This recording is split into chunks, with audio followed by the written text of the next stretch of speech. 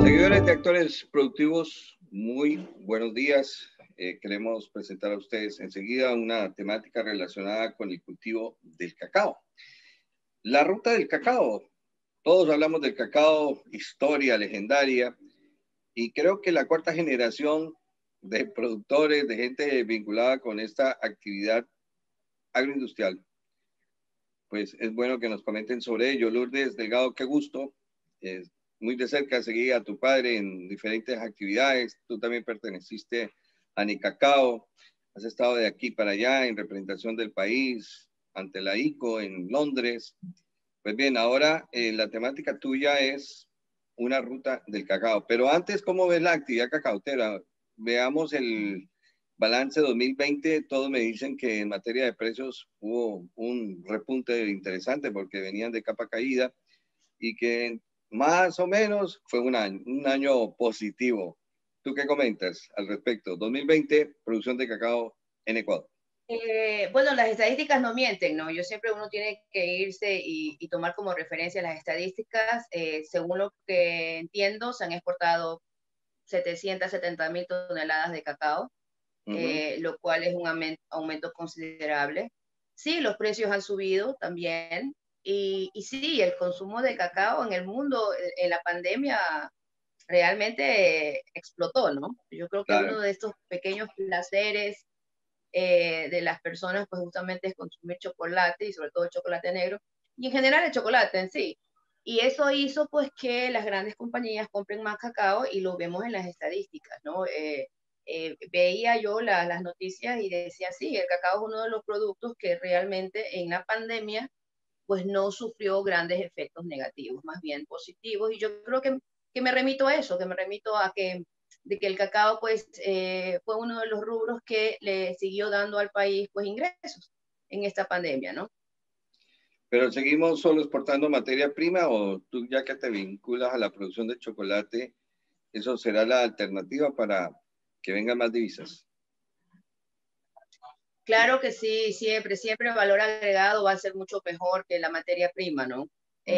Los grandes compradores del cacao de Ecuador siempre van a preferir comprar grano porque sus recetas de 100, 200 años no las van a cambiar, ¿no? Entonces, no van a querer que les estén haciendo el chocolate, sino más bien ellos comprar la materia prima y pues replicar esta receta que por mucho tiempo la han llevado a cabo. Y hay que decirlo muy claramente, o sea, hay chocolates que dicen hecho con Ecuador, pero realmente cuando vas a Europa y cuando ves estas fórmulas y estas recetas, te das cuenta que de Ecuador a lo mejor tienen un 30% y que el resto del cacao que utilizan para estas barras es de África o es de otro origen, ¿no? O sea, realmente ponerle algo del cacao al Ecuador le da un nombre significativo a un producto terminado que es el chocolate. Y sí, en Ecuador hemos evolucionado, sabes que cuando yo inicié en el año 2000 a hacer barras de chocolate, muchos en Anecacao me dijeron, está loca, ella está loca porque no va a poder competir con el mundo que nos lleva 300 años en adelanto haciendo chocolate. Y realmente no, y la historia te dice, ¿no? La historia te dice que en Ecuador hay grandes chocolateros que concursan, que han llevado el nombre del país muy alto, y eso significa mejores precios, porque si yo puedo hacer una barra de chocolate que la voy a vender en 10, 15 euros en Europa, significa que yo a ese agricultor le voy a poder pagar mucho más por su materia prima, ¿no? Entonces, ese tipo de comercios directos nacen a través de un valor agregado, ¿no? que debe desarrollarse. Y aparte de las barras en sí, tenemos pues los productos semi elaborados como manteca, polvo, y todo lo demás que tiene que ver con estos semi elaboración, ¿no? Bloques de masa de cacao, los trocitos de materia de masa de cacao que se llaman kibbles, los diferentes tipos de polvo, las mantecas, o sea, realmente yo creo que hemos evolucionado y eso también pues ayuda a todo el sector, a toda la cadena en sí, ¿no? A toda la cadena. ¿Esos 700 millones y pico más del año pasado se convertirían en cuántos? Si les diéramos valor agregado, digamos, avancemos un 10, 15% o 20%. Claro, quizás unos 800 millones más, quizás unos fácil. 800. Con un solo 5%. Fácil. Sí, yo creo que sí, porque es que realmente el, el precio del producto terminado en el Ecuador es alto. Yo creo que nosotros tenemos una ventaja en ese sentido, ¿no es verdad? De que ventaja y desventaja, vamos a decirlo así, porque en el momento que estamos con dólares, tenemos que ser más productivos. De ley. Producir cacao y producir cualquier otro tipo de producto agrícola en Ecuador es mucho más caro que producir en Colombia, por ejemplo, o Perú, que están con otra moneda, que los insumos son más baratos, que tienen otro tipo de ayudas. Hay que recordar también que en Ecuador las ayudas de la ONG salieron, ¿no? Con el gobierno anterior salieron y por mucha crítica que hayan tenido de alguna u otra forma, sí ayudaban a los agricultores, sí hubo buenos proyectos y muchos agricultores se beneficiaron, pero en sí el producto de Ecuador tiene nombre, el cacao nacional, me estoy refiriendo específicamente al cacao nacional, los chocolates de cacao nacional tienen un precio alto, es muy valorado afuera y con un buen marketing y buena calidad, yo creo que llegamos a obtener esos precios. ¿Okay? Al menos es lo que a lo que me he dedicado en los últimos tiempos, como te comentaba fuera de cámara, en la investigación, a resaltar las bondades del cacao, lo que tiene que ver con nuestra historia. Es más, la última colección de mis chocolates se llama Preserving Heritage, preservando la heredad. Y son unos chocolates que creo que acá atrás los ves, algo está ahí. Son pinturas de pop art y dentro va una historia que cuenta la historia de las haciendas, ¿no? Tengo haciendas de 200 años, como las que están en Ricaute, Manabí, que hace más de 100 años pertenecían a Juan Polit Casar. Pero eran tan grandes sus haciendas, La Providencia y otra más, eran tan grandes que en la actualidad son parroquias y son comunas de chones. Es increíble. Entonces, como se retació estas tiendas enormes, pues han quedado los árboles rezagados en algunas montañas, en algunas fincas, entre maderables y frutales, y es ahí donde yo voy a reconocer esos árboles, a ayudar a los agricultores, les montamos centros de acopio para que mejoren la calidad, se les da a conocer que el cacao nacional con algo de podas, con algo de riego, es tan noble que llega a producir más, y es lo que estamos haciendo. Entonces, esas historias van en el chocolate. Y aparte de eso, en el chocolate mismo están las conexiones y los contactos para venir a recorrer la ruta del cacao, que es lo que hablamos al inicio.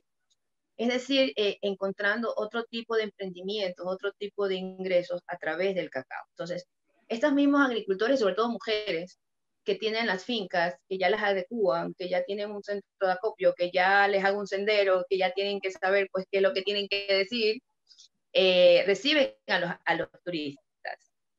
Lourdes, Y son ingresos que van para ella. Esto de la ruta del cacao va a entrar en el tema, en lo que vas a escribir, tal vez tu tercer libro. Porque ya tienes dos. Bueno, ese sería el tercer libro. Tengo un libro que apoyé, que es para niños, que se llama ¿De dónde viene el chocolate? Este sería, sí, el tercer libro que se llama Ensayos del Cacao. Sí, como historia. Sí, como historia, porque la verdadera ruta del cacao tiene que ver con los ríos. Tiene que ver con el río Guayas y tiene que ver con todos sus afluentes. Porque si Cacao recordamos la arriba. historia, cacao arriba, pero todo el cacao se comercializaba y convergía en lo que hoy es el malecón de Guayaquil. Justamente al frente de lo que hoy es el malecón, que ya obviamente no llegan los barcos ahí, ahí llegaba todo y era justamente en la ciudad puerto donde convergía lo urbano y lo rural. Y en ese malecón, las barcazas de diferentes haciendas, haciendas como de Vinces o de Baba, o diferentes zonas, y era comercializado, se secaba en las calles. Acuérdense que en la calle de Panamá se secaba el cacao y en otras calles El aroma, ahora a el eso yo centro, en iba, esa zona. porque yo cuando recién llegué era el aroma espectacular de cacao, uno al visitar el malecón. Le hablo de hace 30 y algo de años. Ya ese aroma se perdió completamente, ¿no? Claro, exactamente, ¿no? Y entonces volviendo al tema de la ruta del cacao, teniendo como columna vertebral el río Guayas, todos sus afluentes que bañaban estas riberas lo que antiguamente eran los partidos de la provincia libre de Guayaquil, porque tiene que ver con la historia, tiene que ver con la independencia, tiene que ver con con la vida esa, económica de ese tiempo. con todo en sí, con todo, las tradiciones, la cultura, la montuvia que nace a raíz del cultivo del cacao. Todo esto es lo que yo resalto en esta nueva obra que se llama Ensayos del Cacao y que va a tener colaboración de otros expertos en diferentes temas, historiadores y cronistas. Bueno, Entonces, ya, eso es lo que ya. estoy diciendo. Bueno, qué gusto. ¿Esa obra o esa ruta del cacao estará terminada cuándo? Bueno, nosotros pensábamos comenzar realmente ahora en marzo, el marzo Ah, pasado. Íbamos a coronavirus. iniciar, sí. Sí, mira que estábamos haciendo algo con un amigo mío. Él es un PhD en varias materias. Es profesor de la Universidad de Vancouver, en Canadá. Y la idea con él es traer a los estudiantes, que más o menos son 120 por cada aula, a hacer un recorrido por las rutas del cacao. Lo comenzamos a hacer en marzo, era el proyecto piloto. Y pues bueno, la pandemia nos demoró. Está trazada la ruta, voy a seguir trabajando en otras zonas, como también te comentaba fuera de cámara. Hay otras provincias, o hay otros sitios en los cuales no han sido como muy representativos en el sembrío del cacao. Y una de ellas es Santa Elena. Te voy a decir, bueno, Santa Elena, árido, tienen cacao, o sea, ¿cómo puede ser, no? Pero gratamente fue lo que nosotros hicimos hace 20 años en Anecacao, donar las plántulas a estos Ah, agricultores, Corolón. que eso lo que Sí. tenían eran limón, tenían limones en ese tiempo, y nosotros pues le metimos el bichito con la ayuda de los técnicos, y entonces pues bueno, ahora volví y vi los árboles productivos altamente maravillosos, sin enfermedades, frente al mar, en Olón específicamente, y los voy a hacer parte de esta ruta del cacao, el cacao del mar. Correcto. Y Entonces, esta ruta del cacao la unimos con gastronomía, con arqueología, con cultura, con arte, es decir, tratamos de resaltar otros puntos que estén cercanos a estas haciendas para que se convierta pues en un full day de visita, de turismo, y el que se quiera quedar pues se puede quedar, porque también identificamos varios hoteles. ustedes van a mezclar la ruta del cacao con la ruta del sol. Sí, sí, yo creo que sí, sí, también. Es parte, Es parte de la ruta la del sol. parte, claro, porque hay que mezclar todo, ¿no? O sea, Sí. el cacao es parte de todo y se presta para muchas cosas, gastronomía también, y siempre en la playa pues se come muy bien, y es lo que hemos estado haciendo, es lo que hemos estado haciendo. Hace unos meses Ya. estuve en el norte de Manabí también, en Jama, Cojimíes, al norte, Muisne, ya llegando a Esmeraldas, y identificamos unas haciendas maravillosas de una comunidad chachi de mujeres, y también la vamos a involucrar en la ruta del cacao. Lourdes, entre tus mayores preocupaciones de esta investigación, ¿banco genético de cacao hay? ¿Perdón? Banco genético del cacao, lo que tú decías, árboles centenarios, el origen de todo esto, ¿hay un banco Bueno, genético, el INEAP? el INIAP ha trabajado pues muchas décadas en temas cacaoteros. Los últimos clones que ellos desarrollaron son los 800 de ascendencia nacional. Tengo entendido que se van a donar estos clones, y que ya se donaron hace un par de años, a varios hacendados, a varios finqueros también. Entonces, Ya. sí, la investigación sigue. Yo creo Ah, bueno. que eso es a la par. No podemos desconocer la tecnología, ¿no? Y los avances. La mezcla entre Trinitario, el CCN 51 con el cacao tipo nacional, que para mí ambos son nacionales, ¿sigue? ¿Se pagan igual? ¿Se mezclan? Sí, Eso yo sigue. creo que sí, yo creo que sí, yo creo que realmente no ha habido un control necesario. Eh, eh, Muchos dicen que el CCN 51, que bien fermentado, tiene buen sabor, sí, estoy de acuerdo. Que el CCN tal vez es mayormente productivo y resistente a enfermedades, dependiendo, es relacionado a nacional muy bien. Eh, sí creo que se sigue mezclando, sí creo que no ha habido los Ah. suficientemente controles, sí creo. ¿Y eso ha sido bueno o malo para la economía del país? A ver, Es indiscutible que para cualquier agricultor lo que quiere es sembrar, indistintamente lo que sea nacional o CCN, lo que él quiere es que le produzca, ¿no es verdad? Y quiere tener ingresos del cacao. Tienes que vender. Yo creo que el problemita está en el vendedor, el que te exporta, el que compra. Yo pienso que no es culpable el que vende, sino es el que compra, porque al final del día, el que te está comprando el cacao, el que lo va a mandar es el que tiene firmado un contrato que tiene que honrar y que tiene que cumplir, ¿no es verdad?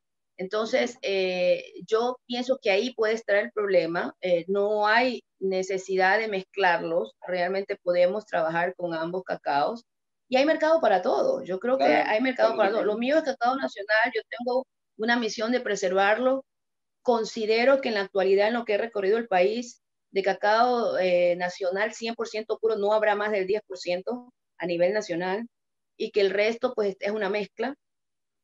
Que es lo que yo creo que es lo que hay que preservar, el cacao nacional realmente. Porque se ha reducido a esos montos.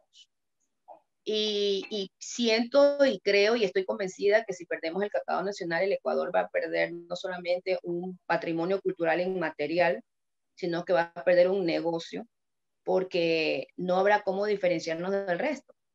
CCN 51 lo encuentras en Colombia, lo encuentras en Perú, lo encuentras en Brasil, lo encuentras en Costa Rica, lo encuentras en Honduras, lo encuentras en Guatemala, lo encuentras en México, etc., etc., etc. Cacao nacional solo lo encuentras en Ecuador. Entonces yo creo que esa es una ventaja que Ecuador debe preservar. Y más allá de eso, de que está ligado con nuestra historia, que está ligado con nuestro desarrollo, con nuestro progreso, con lo que somos como país. Esperamos unirnos en alguna oportunidad a esta ruta del cacao, que partiría desde dónde, en tu opinión. Bueno, la ruta del cacao realmente parte de donde tú estés, como lamentablemente, y no por digo todos lados hay lamentablemente, cacao en el litoral, ¿no? Claro, claro, por todos lados, realmente donde tú estés. O sea, hay gente que me dice, oye, ¿y podemos ir a ver cacao a las Galápagos? Le dije, sí, hay una zona en Santa Cruz que tiene un cacao, siento yo que es un cacao nativo, porque era más de 20 metros de alto. Cuando estuve, claro que no hay muchos árboles, pero si quieres ver cacao Galápagos, te lleva a ver un par de árboles de cacao.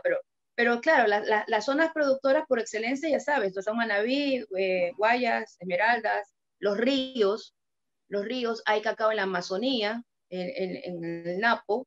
Ahí tenemos varios ejemplos maravillosos como los Cayari, que ellos tienen hasta centros de acopio, estaban pensando hacer, bueno, tienen sus propias marcas de chocolate, tienen productos como vainilla, cultivan vainilla y tienen muchísimo que mostrar, ¿no es verdad? Entonces ya depende de dónde estés, si sales de Quito, sales de Guayaquil, como decía, lo que pasa es que están los aeropuertos principales acá, ¿no? Entonces, o llegas a Guayaquil o llegas a Quito. Ahora, la ruta que nosotros iniciamos es de Guayaquil, porque yo estoy en Guayaquil, y de Guayaquil podemos ir donde quieras. Donde quieras. Podemos ir hasta Esmeraldas, podemos ir al sur, podemos ir a los ríos, al este. Para finalizar, sácame de una incógnita, o tal vez yo tengo una visión errada, sobre todo con el CCN 51, el clon Castro, ¿no? De ahí viene Homero Castro, Colección Castro Naranjal, es lo que significa la sigla. Sí. ¿Qué pasó? ¿Fue un celo entre técnicos? Porque siempre demeritaban lo que hacía este señor, nunca le dieron el reconocimiento que hoy los mismos gente delineada en los mejoramientos que está haciendo, usa como patrón el CCN 51. Entonces, ¿de qué hablamos? Esa parte de la historia del cacao, ¿cómo nos la describes tú? ¿Qué pasó? A ver, lo que pasa es que Homero Castro no dejó un material escrito sobre toda su investigación. Murió en y un eso accidente dio lugar, saliendo de la hacienda. Sí, claro, sí, sí. Y eso dio oportunidad a que haya mala información, malos conceptos, qué sé yo. No, y no puedo decir la pena. Gente que utilizó ese material para multiplicar y de eso hizo un buen negocio. No digamos nombres, pero eso ocurrió. Es que producir plántulas, viveros de CSN Nacional, llegó a ser el negocio del siglo. O sea, realmente el negocio no era producir cacao, el negocio era vender plántulas. Ah, bueno. Esa es la realidad. Si la vemos de esa manera, pueden decir que no, pueden decir que sí, ese es mi criterio, respeto muchísimo los criterios ajenos, No, pero estoy yo de acuerdo investigué, contigo. o sea, yo no es que hablaba porque, y sí, me gané la antipatía de muchísimos de gente, de amigos, de Ya me Aprocafa, imagino. que decían, no, es que habla mal del CCN, que no, No, y no es no, así, realmente eso, que mi bandera fue el cacao nacional, mi bandera fue el cacao nacional, mi defensa fue hacia el cacao nacional. Cuando yo representé al país, siempre se me pidió defender la postura de productor de cacao fino, y es lo que yo producía y es lo que hacía, y es lo que yo me dediqué a estudiar. Nosotros en AICO, en el año 2006, presentamos los resultados de un proyecto que se llamaba Las características físicas, químicas y organolépticas que diferencian a los cacaos finos y de los ordinarios. Un proyecto que costó casi $2 millones, en el cual Ecuador participó, y nuestro representante en esta investigación fue el señor Freddy Amores. No sé si lo recuerdas. claro De que sí. INEA. Sí, conocidísimo, realmente Sí. una gran persona, un gran profesional, y con quien participábamos en Londres, ¿no es verdad? Él como técnico, yo como empresaria y representante del sector privado. Y, y él era uno de otros varios técnicos del mundo. Había de Perú, había de Granada, había de Trinidad y Tobago. Si sabes, me hablamos de germoplasma, y Trinidad y Tobago sigue siendo hasta el día de hoy el mayor banco de germoplasma del mundo de cacao, ¿no es verdad? Ya. Ellos iniciaron en el siglo XVIII estas investigaciones, ¿no es verdad? Entonces, cuando ya ves este proyecto que demora 2 años, que cuesta tanto, que se involucra a tanta gente, ellos te ubican al cacao nacional en un sector y te ubican al CCN 51 en un plano cartesiano, y el plano cartesiano te dice que el CCN 51, por todas las características físicas, químicas y organolépticas, se parece más al cacao de Ghana que más al cacao nacional. Tú dices, bueno, a lo mejor no es tan fino como el nacional, pero es un cacao que hay que darle su valor, porque sí, un ecuatoriano fue quien lo trabajó, lo produjo, pero la base siempre será la base.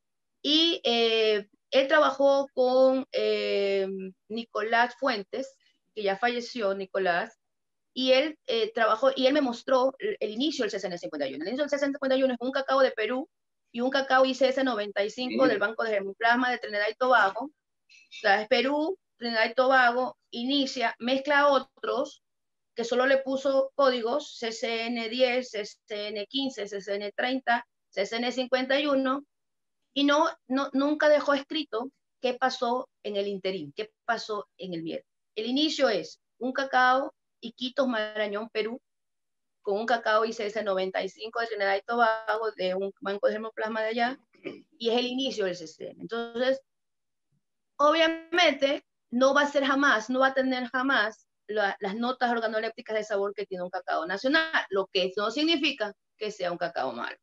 No, y fue una salvación, Lourdes, porque acuérdate, yo, para mí, que lo que buscaba Homero era resistencia a la monilla, a la escoba, que eran los grandes problemas, que 8 contra 40 en producción, quintales por Bueno, y hectárea. hay que ser muy honesto que estos 372.000 toneladas, estos casi 800 millones que vamos a exportar, se debe al CCN 51. O sea, eso es indudable, ¿no? Eso es, y está muy bien, por el Qué bien país, que por el lo beneficio. digas, qué bien que lo digas, porque Sí, esa o es la sea, eso realidad. esa es la realidad. Y al final del día, el agricultor, lo que no significa, bueno, ¿qué es lo que estoy sembrando? Lo que quiero saber es que este producto me va a rendir, y al final del día voy a tener algo con que alimentar a mi gente, ¿no? Y esa es la realidad.